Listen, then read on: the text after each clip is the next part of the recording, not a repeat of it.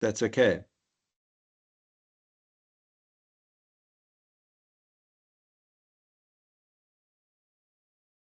Mary, I think you might be on mute. Okay, thank you. Here we go. I'm just going to go into share screen, and then I'll be able to take you through what I've prepared. Giles and I agreed that I should talk as little as possible so I can listen more than talk. But let me just give some background remarks. So, firstly, it's fabulous that NASCI's organized this opportunity to bounce ideas and to get more comments. I'm so impressed with how many people are in the meeting, and it's great to see NASCI going from strength to strength. Secondly, I'm going to just explain some concepts in this slide. So the National Planning Commission has focused on the medium-term development, MTDP, medium-term plan for 2025 to 30. Now, why that's so important is because the end of the period of the National Development Plan, which was adopted by Cabinet in 2011, is 2030. So we've got these 5 years to accelerate improvement and accelerate progress towards achieving the goals, because we're way behind.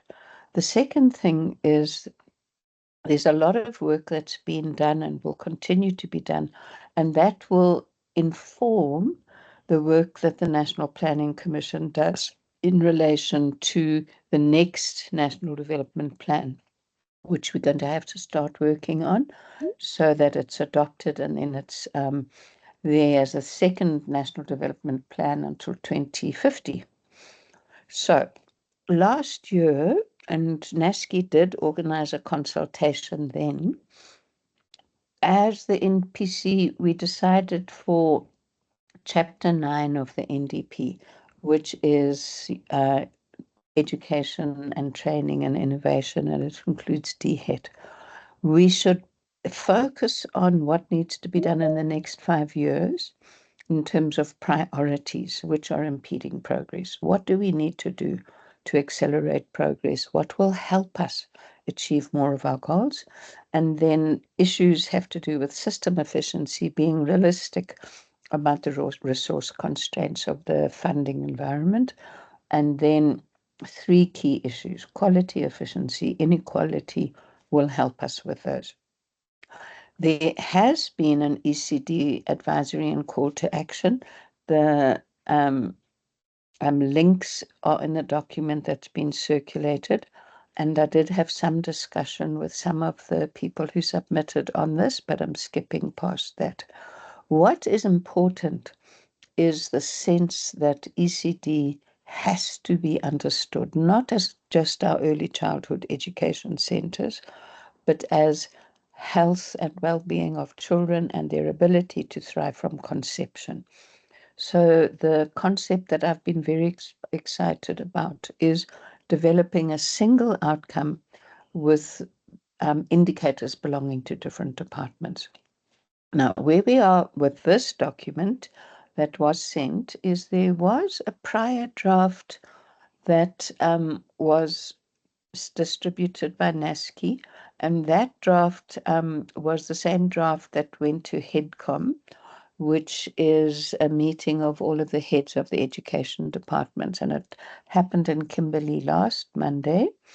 And that was a fantastic meeting because there was good representation from many, many provinces, not just the HODs. It was a workshop, so it worked all the level down.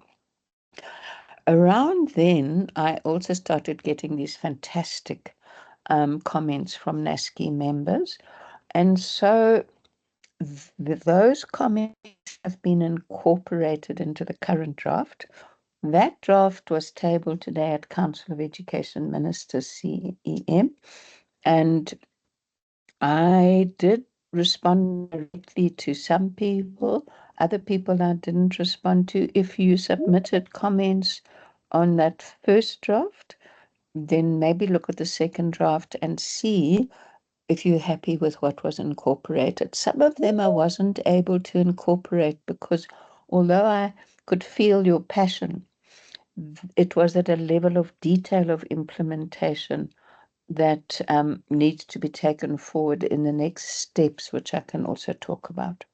So Giles, I think, circulated the latest version, which says final for CEM.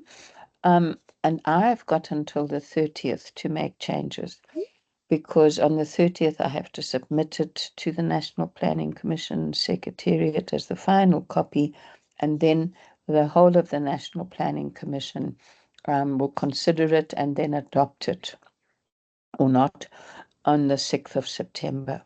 What's very wonderful for me, I would say, is that this version that you've got is detailed.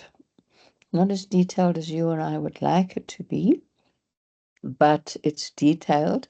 And it's actually been fantastic that I was able to engage Council of Education Ministers on this, because the version the NPC will want, I've got to edit down. So there are more advisories coming. We need to finalize an advisory on the 3-stream model, which I'm sure you all know about. If you don't, you can ask. And I have to do that with DBE and DHET. There's a whole advisory that's half developed on the issue of IT and education and training. And there were several comments on this in the submissions received from NASCI, which is why I decided I must tell you it's coming. And that's because we can create efficiencies through IT, but we have to get access that bridges the inequalities. Pre-service teacher education, that also came up in Council of Education Ministers, and there's a draft already there. I've just got to work on it. Data interoperability, I'm not going to talk about, and I may redivert those resources. And then it's the whole issue of repetition, dropout, and special needs.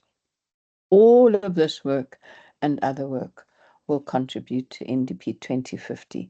The next thing I want to say is, this is a slide I used at CEM this morning. I said to the MECs and Minister, the least you have to do is to understand the executive summary, but actually you should read the whole text. Current versions, pages, probably the text separately from the footnotes is about 6 pages. Read it. The footnotes explain the text in more detail. So if you've got queries, then you read that. But the thing that I'm pushing all of the departments and national on is they've got to engage the background papers, because the background papers are the detailed substantiation of the data that makes the NPC bold enough to say, this is the problem. I think if they use it, it would be a very useful diagnostic. And the problem is, I don't want these to be public if they're inaccurate. So national and provincial must check. Have I looked at all the documents? What's missing? Is there data that's not there? But I'm kind of wielding a little bit of a pressure by saying these may be public. So I think that in today's presentation to CM, there was a lot of interest. So very quickly, those are the background papers. The two that are probably, I think, most important for this constituency to read is 4 and 5. They're both long, but I'm arguing, as you'll see, that the CPD system is not working, and that subject advisors, who are a category of curriculum specialists, there's a crisis in terms of the resources they have to do their work, time. So those are the other papers if you're interested. So the executive summary is just that we have to improve literacy and maths.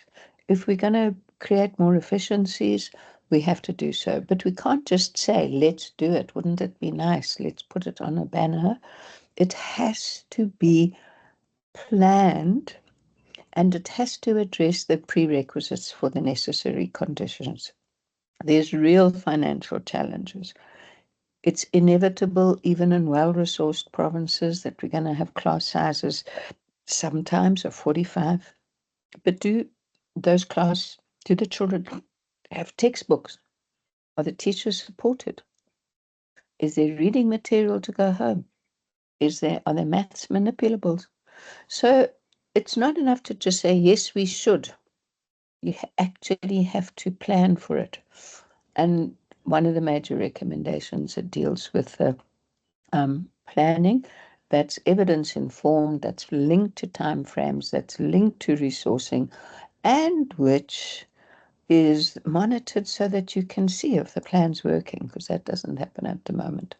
So one of the major recommendations, and I know that there's some people who will find this statement disappointing, but to put it bluntly, national plans, I'm going to extract from the conclusion now, mean very little, because they're implemented at provincial level on the basis of the provincial budget and on the realities of what's in districts on the ground.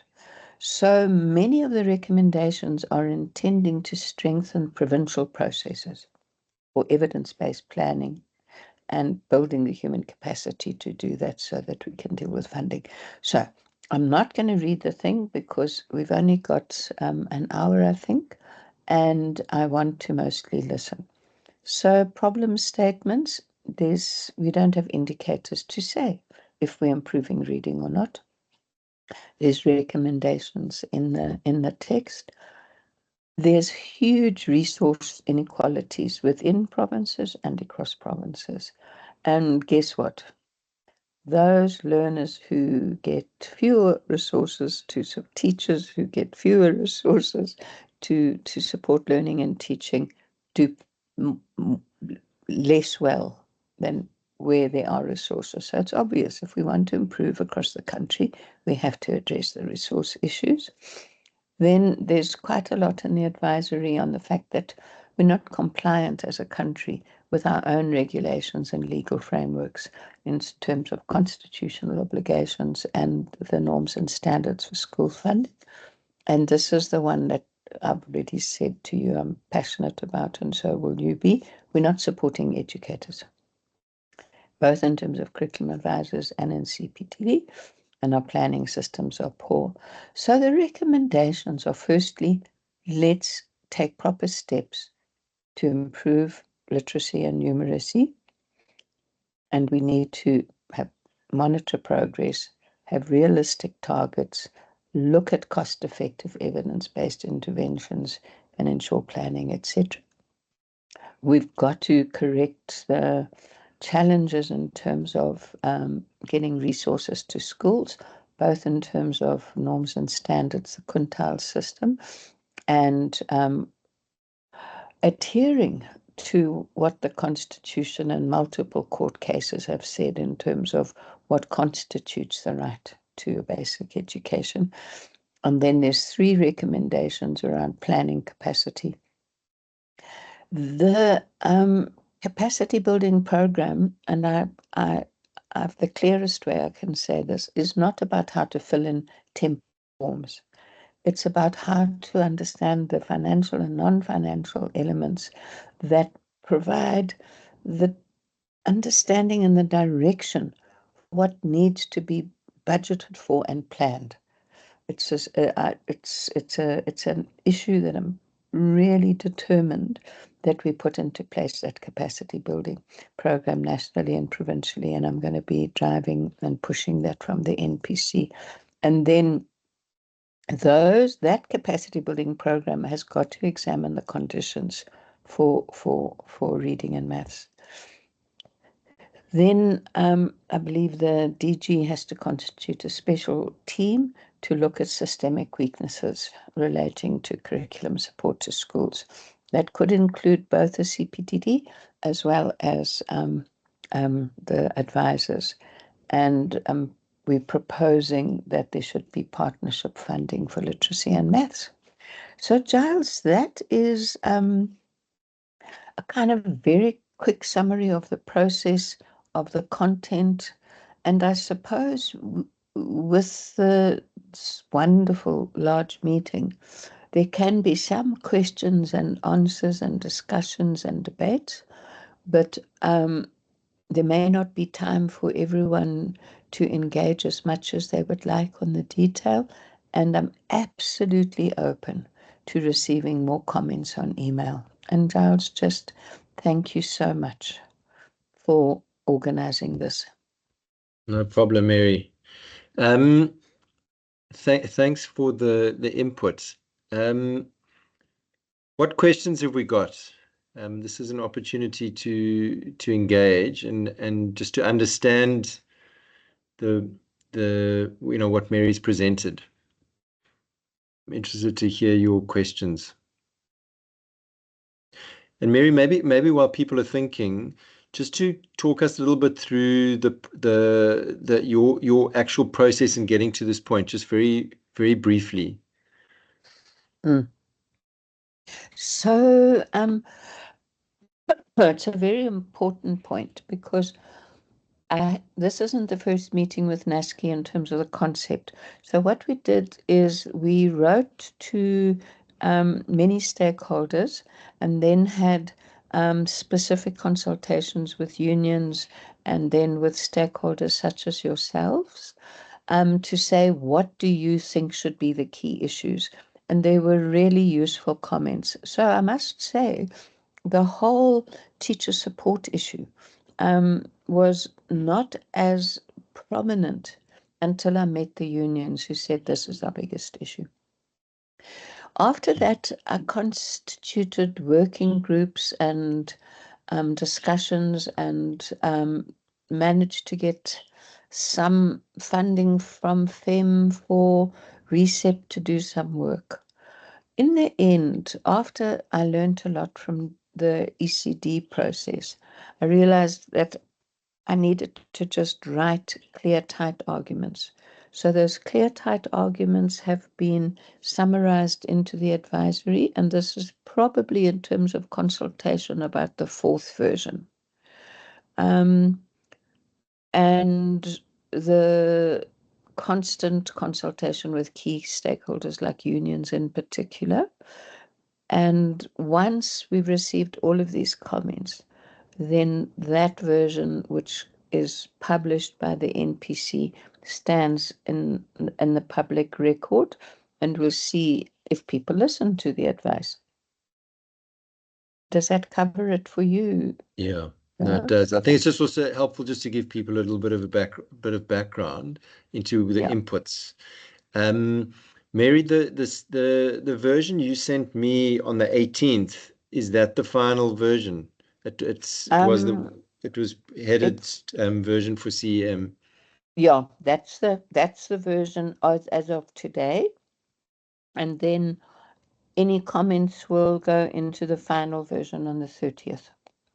Okay, so I just want to put that in the chat so that those that haven't had access to it can have a look at it. I see there's a question from Rex. Rex, please go ahead.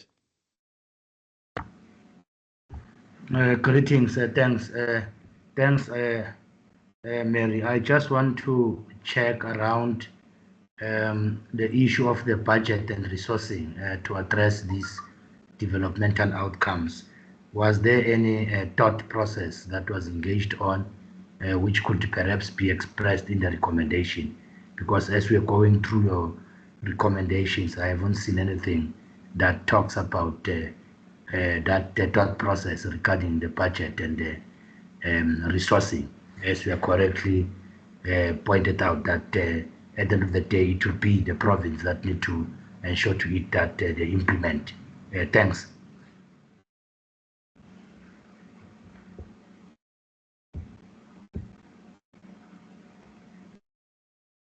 Giles, should we take Esther as well, I think? Yes, good idea. Let's take a couple, Mary. Esther, please go ahead.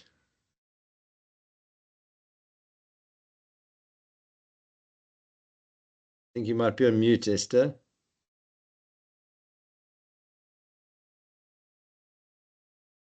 Esther, why don't you just respond to Rex so long, Mary?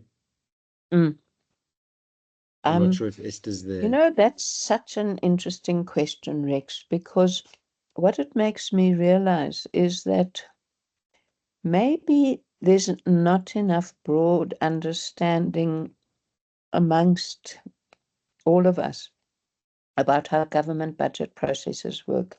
So that is covered a little bit in the advisory, and I think that's the place for you to start. And I would say that, let me just quickly pull up the advisory, and then I can show you where it is useful to look. So here, yeah, I'll go on to yeah. No, it's not even okay. Yeah, okay. Let me just show you what the advisory says, because that might be a good way of orientating you to the document. I'm going to go back onto share. So there's a section on problem statements. Now,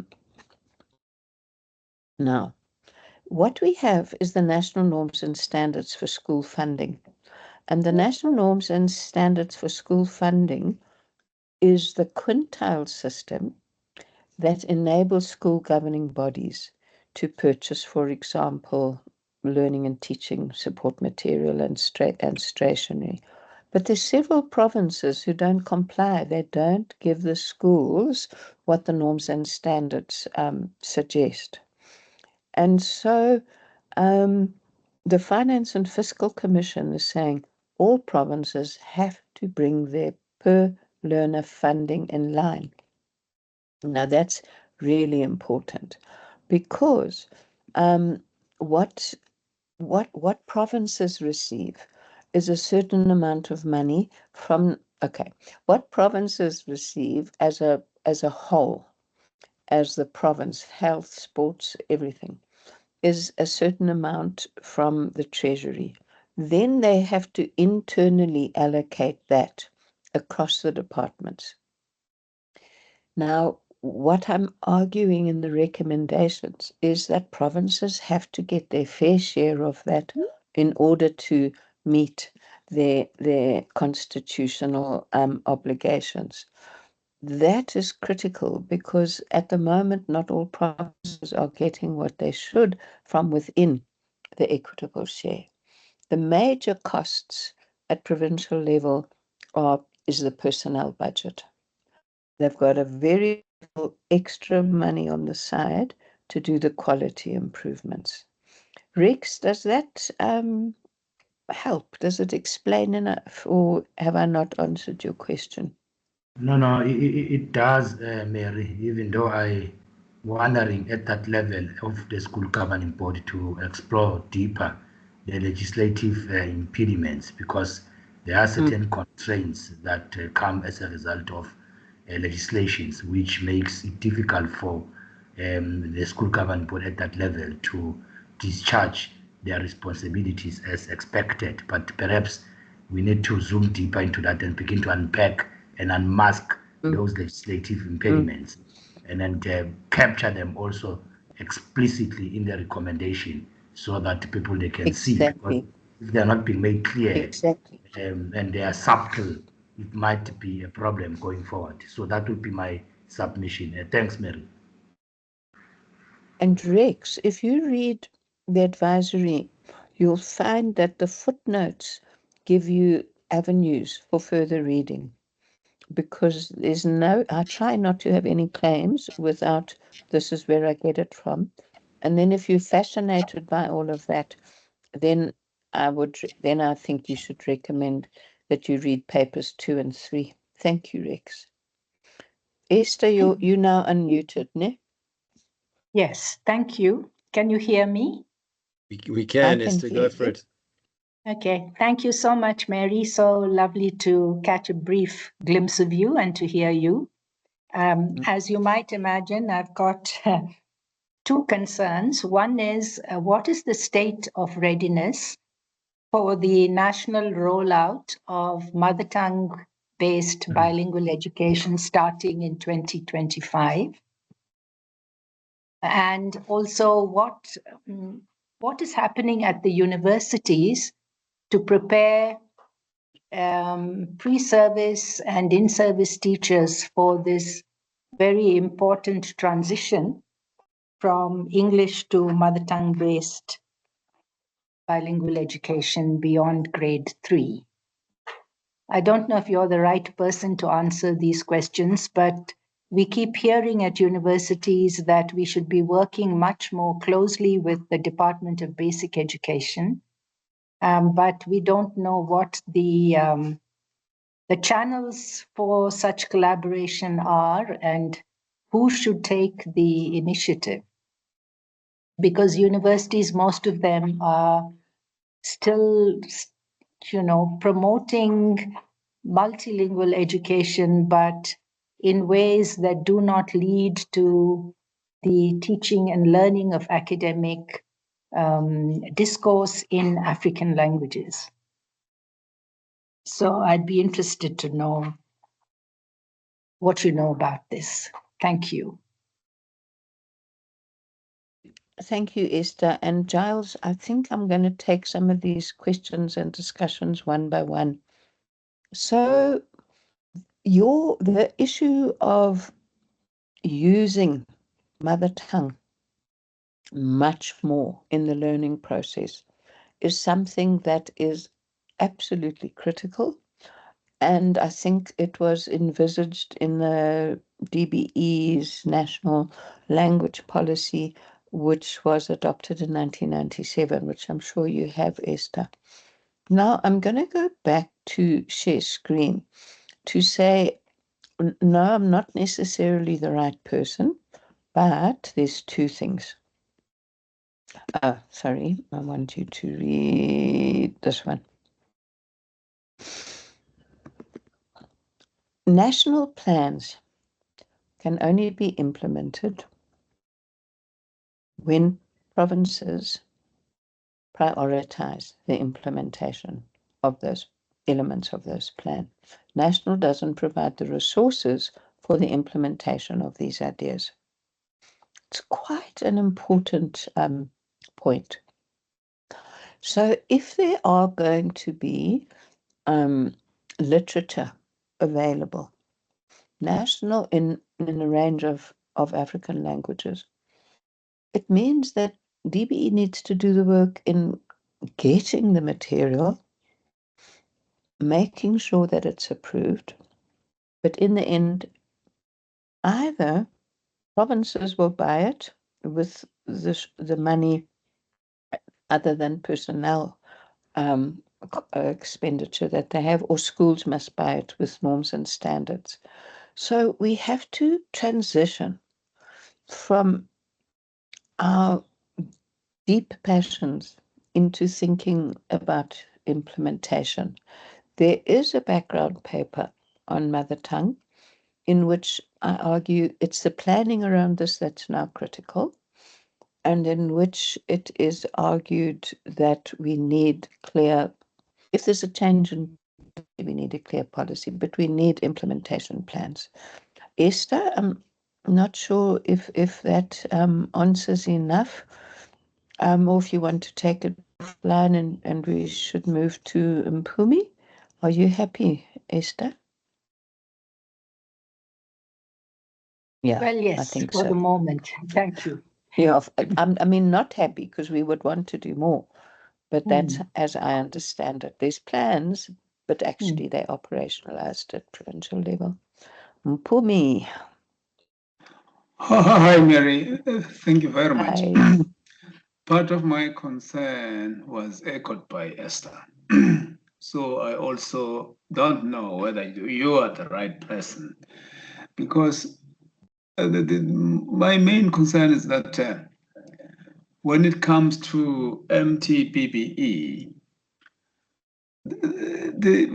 most especially in the indigenous languages, the dictionaries that are there are not part of the core curriculum or the core material that is used in schools.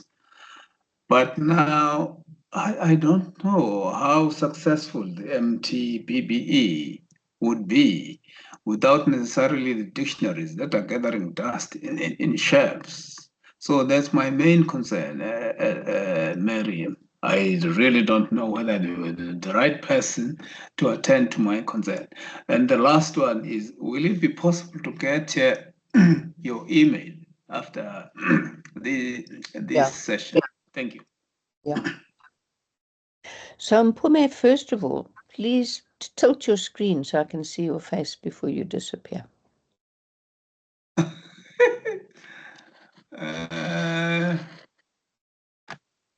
We can just see your forehead. What do you want me to do?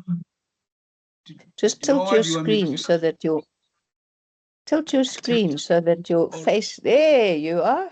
There. Okay. Now we can see you. Okay. Are you able So to see I me? think to be direct with both you and Esther, no.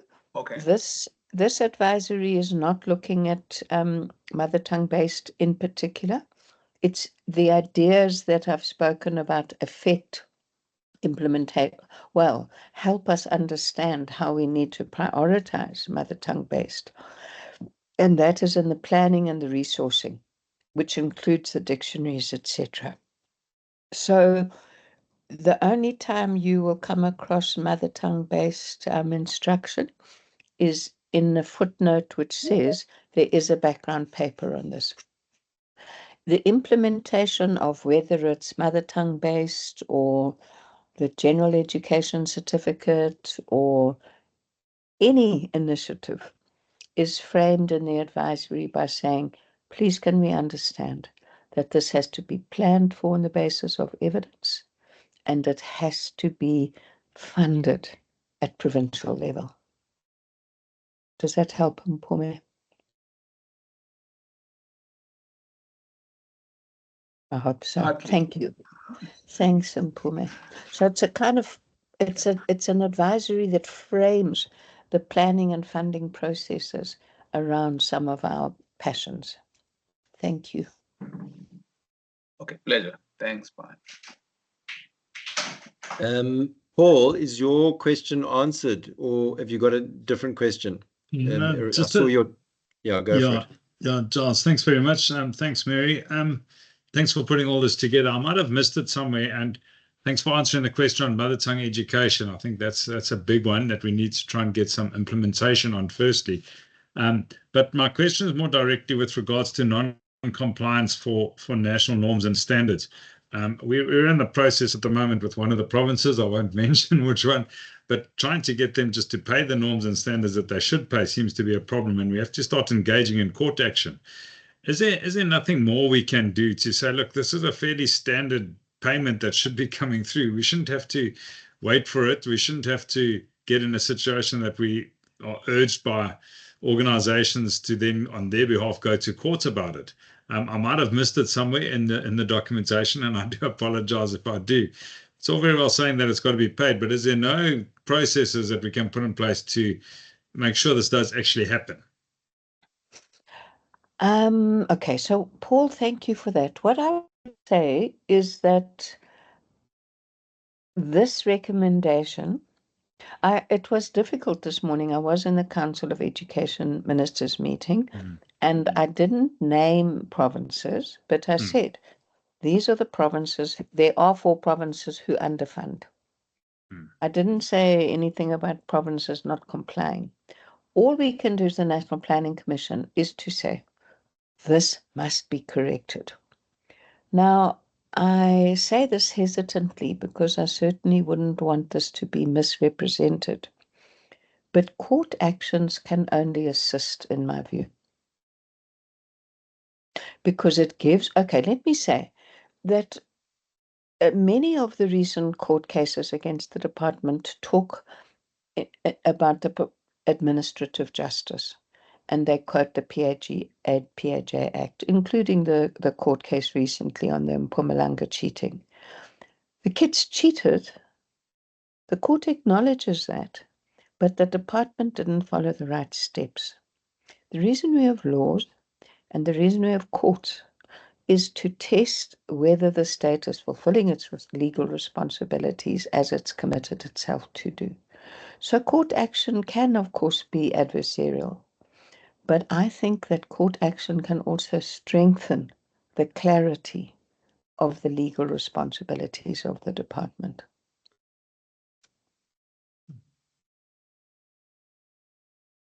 Yeah, I'm silent and you silent, Paul. Yeah, I don't want to say what we carry on doing, but yeah, we kind of almost compelled because that's the only way that it is, and it's frustrating because it costs a lot of extra money No, to exactly. actually undertake these court actions. That extra money could be spent, and I've seen it in numerous provinces.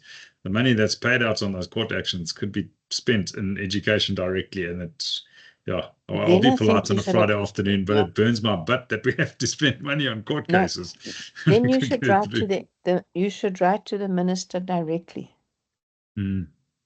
She was very positive about all of these ideas, by the way. Yeah. No, we have had a very positive engagement already with her, but I'll leave it there. Thanks very much, Mary. Much appreciated. Okay. Thank you. I think Callan was next, and then there's another question from Rex. Please also just pop questions in the chat, guys. Thanks. Go for it, Callan. Hi, Mary. Thanks for being part of this dialogue and giving us a chance to share. I'm quite excited personally about what's happening in early grade recently in terms of the number of people all trying to figure the best path forward. So this is all part of it. Thanks very much. The comments I kind of want to make, it might be a thing of levels, like you're mentioning. This is the recommendation you're making is at a certain level, and I'm conscious that as NGOs we're often worrying more about the classroom and the school and what's happening there. But when I read the paper, my biggest initial concern was whether this capacity build, or maybe fear, was that the capacity building would not, as much as we put into it, it might not lead to change in the classroom. Like, you might capacitate people, you might get... No, I agree.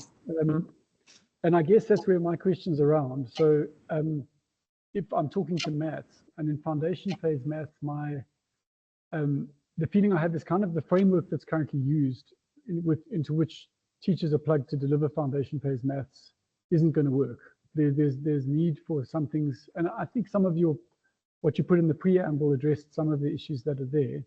And I just worry that simply putting it around like just teacher training is possibly an oversimplification, because there's other things that are very significant around the materials that are in the classroom and stigma around mathematics and monitoring, for instance. So I'm just trying to figure out how does the work you're doing now fit with separate work that needs to happen around what will work, because I don't want a capacity build around something that's not going to work. Yeah. You want a capacity build around something that will.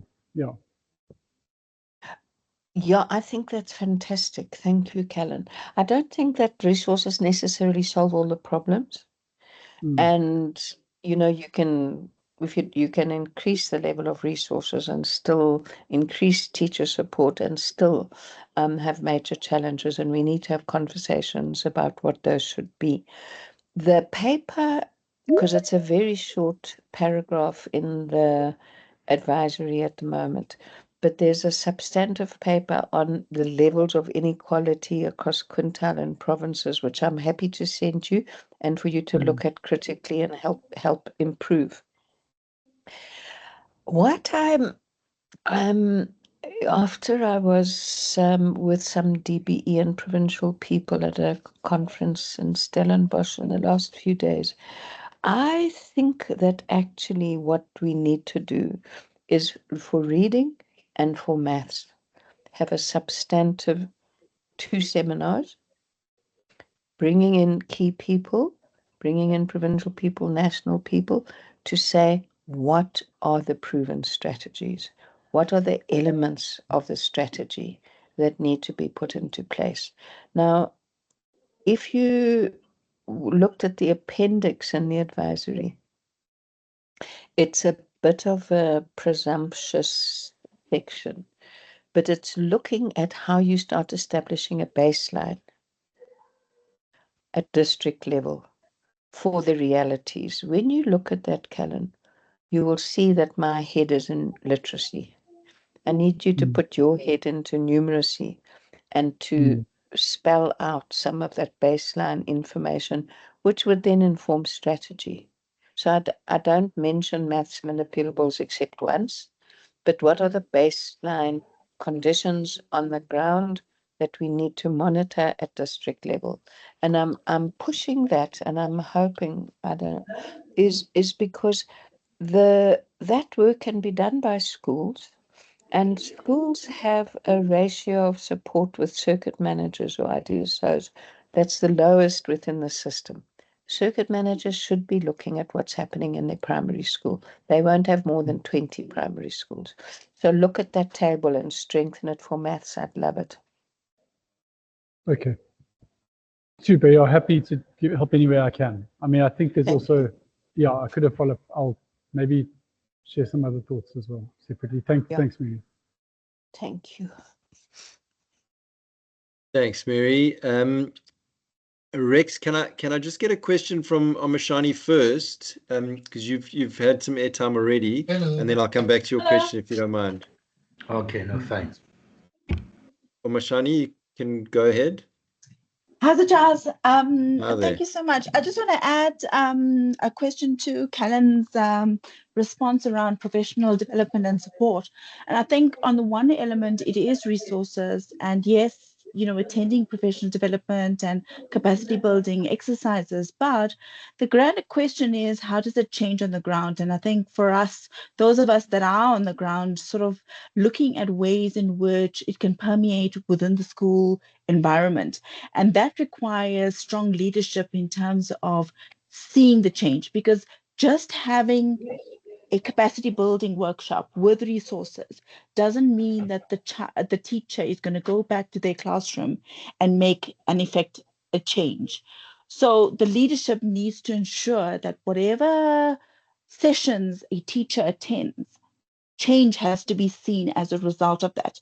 Otherwise, we're going to be like we've been doing for decades, is that capacity building is happening, but actually no change is happening on the ground. That's it for me. Yeah. So, Mashani, thank you also for the comments that you sent through. You'll see that I tried to incorporate them. They were great. Won't you also look at the table? Because I've tried to say, do teachers report that it was helpful? Which is better than nothing, but maybe we could do better there as well. So have a look, and what could be simply implemented at district level to say what's improving. Actually, the table everybody should look at, because I'm sure you can suggest improvements. Thank you. Thanks, Mary. Rex, please go ahead. No, thanks. I believe that some of my questions are partly or to a certain extent being covered, because it was linking to issues of capacity building, teacher continuous development. But now my worry is that there are a statement or an assertion in the submission that has been made that it seems that this continuous teacher development is not yielding any results. But now I'm wondering what was the yardstick that was used, so that we can perhaps begin to speak to those weaknesses of the teacher continuous professional development, because I believe that we ought to bring submissions that are evidence-based, so that we can make the case very strong. So that's my submission, and I appreciate that the whole thing is premised and located in the context of Chapter 9 of the National Development Plan. Thanks. I don't know if you want to respond to any of that, Mary.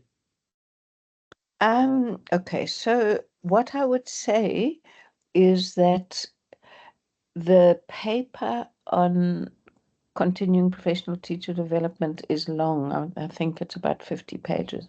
If you've got time to read it, it would be fantastic, because you'll see there a very detailed examination of what's not working and what is working, well, very little, and and recommendations about improving the monitoring and evaluation framework for our CPD system. So I thought that I could put it on the link, but I haven't been able to do so. If you want to, just email me. Yeah, and we have to have better monitoring of not only, there's different levels of monitoring, and the kind of impact that Shani is talking about is the most difficult level to monitor. But we need to be able to know more about, even if teachers found the training useful, it's useless knowing 500 people attended training if none of them found it useful. Thanks. Yeah, exactly. No problem. Mary, I've got a quick question for you. Callan, I've seen your hand. I just wanted to get your input on technology. And there wasn't a lot in the advisory on the use of technology, and for a lot of people, they're either looking at some form of technology in interventions or innovations that they're bringing in because of the problem of scale. I don't know if you want to just speak to that as a broader focus area that I didn't think it was in your advisory much. Yeah, I would love to have more engagement with NASCI when I'm finished drafting the paper on IT, because there is so much that can be done with IT in schools.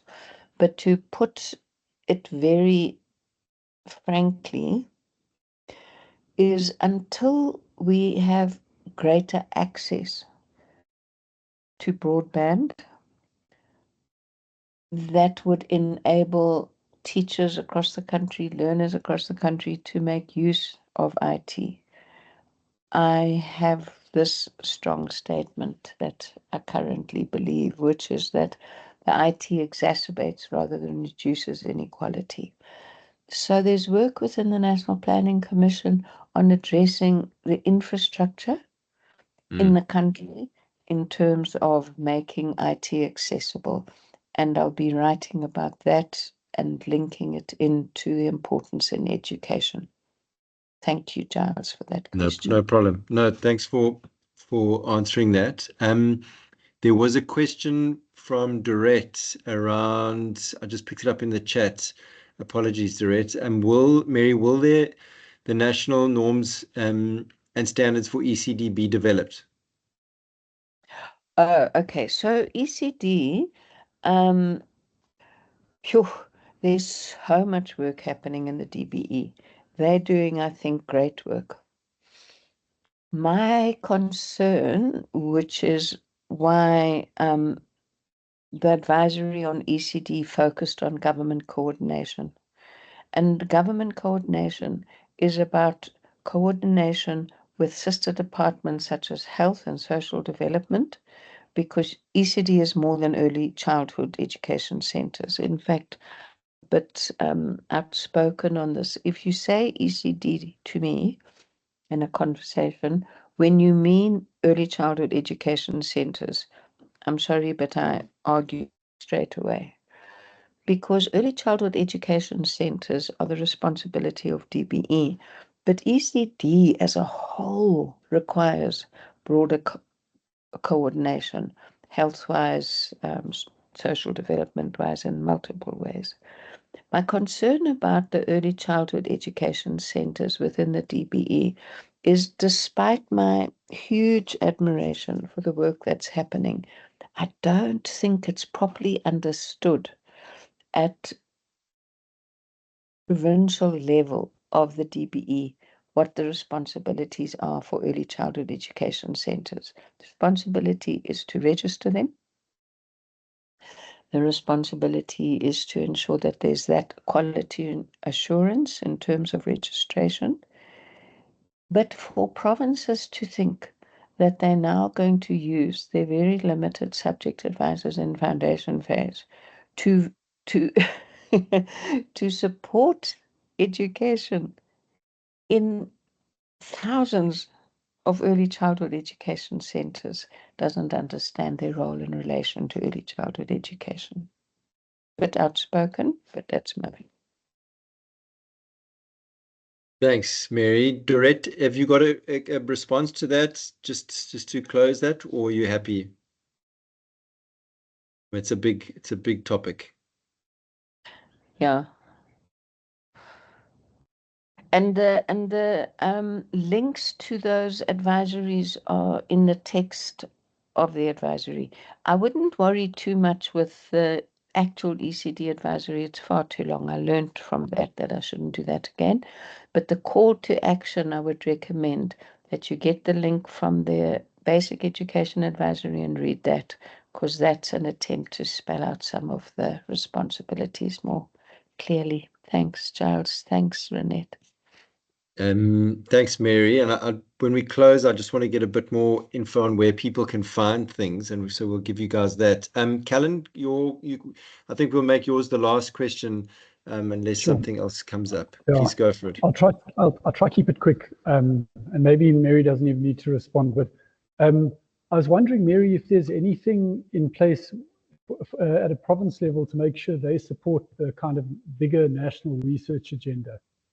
Because I know there's things that are happening in national where they're piloting, and that's kind of what the NGOs often offer, is alternative models and piloting of alternative models. But I think there's a struggle in terms of it being part of an agenda that the provinces buy into as well, as opposed to just a unit at national. So I think that's just a general question. I think that could help if there was something in their remit to support the education, the research agenda. Phew. That's so interesting. So, if you look at the conclusion of the advisory, there's a paragraph there that says it's the DBE's responsibility to provide thought leadership, that they should be finding out best practice and advising provinces. But it's it's actually, to gain impact at provincial level, there has to be provincial engagement. So I couldn't write about this because there's not enough time. But what professionalization of the public service means is that thought leaders at the level of chief directors should be keeping up to date with best practice and research in their field. And yeah, so I agree with you. And the ambition of working on these projects at national level has to be deepened by what does this mean for the provinces?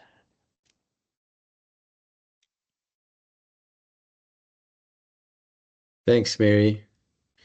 And thanks to everyone for your input. I see we're at the end of our time. And just to kind of bring us back to the intention here, Mary's working on a really important piece of work for the country. She's been consulting widely. She's put, we had a session last year, it was last year, and then we sent out the document, the advisory note for everyone to have a look at, and people have given input. And then this session was to add to that. So, what NASCI is trying to do here is to expose as many people to information as possible, and to make sure that you get to give input where you can, and to participate and to learn more as well for what you're doing. I think these conversations are always just really interesting about getting a better understanding. And it's complex stuff, and it's not easy, as you can see. Like, we've all got our own ideas of what needs to happen and what we would do if we were given the job of running a district or a province, etc. But it's not easy to conceptualize these things as in big pieces, big statements. So, Mary, thanks for the work that you're doing. I see you've put your email address in the chat. Are you happy for people to reach out to you directly on that channel? Yeah, I am, Giles, but I'm not sure if you would prefer. Maybe it would be better to at least copy you, or at least so that NASCI's the info, leadership. the info at NASCI. Because you're leading this. Yeah. No, sure. But I think ultimately we're wanting to give you people to give you feedback for, what you're needing. And then the access to actual information, you've referenced a lot of different documents, Mary, in your opening and in some of the comments. Maybe just quickly explain. So there are links in the actual document itself, which we've put in the chat. No. So there's no links to what They're not in there. the background papers. I will email you the background papers on subject advisors and CPDD, because that is the heart, I think, of the concerns that this community shares with me. If when people read the advisory, they see there's another background paper they'd like to read, ask for it. But those two, I think, are key. Yeah. Okay, so I'm happy you'll send them to me, and we'll then send them to everyone that is on this call. Okay, perfect. And they have no status. They're not, they haven't been checked. They're not the view of anyone, Yeah, thank you. All right.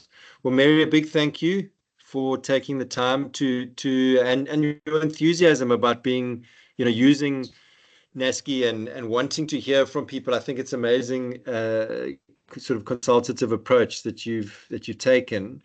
And it was up to us to get and to share, our concerns and comments. So thanks to all of those people that did. Good luck with where this goes. And to the rest of everyone, have a good Friday and a good weekend. Thank you, everybody. Thanks, Mary. Go well. Bye. Yeah, bye everyone. Thanks, thank you for making the time. Yeah. Pleasure. Thank you.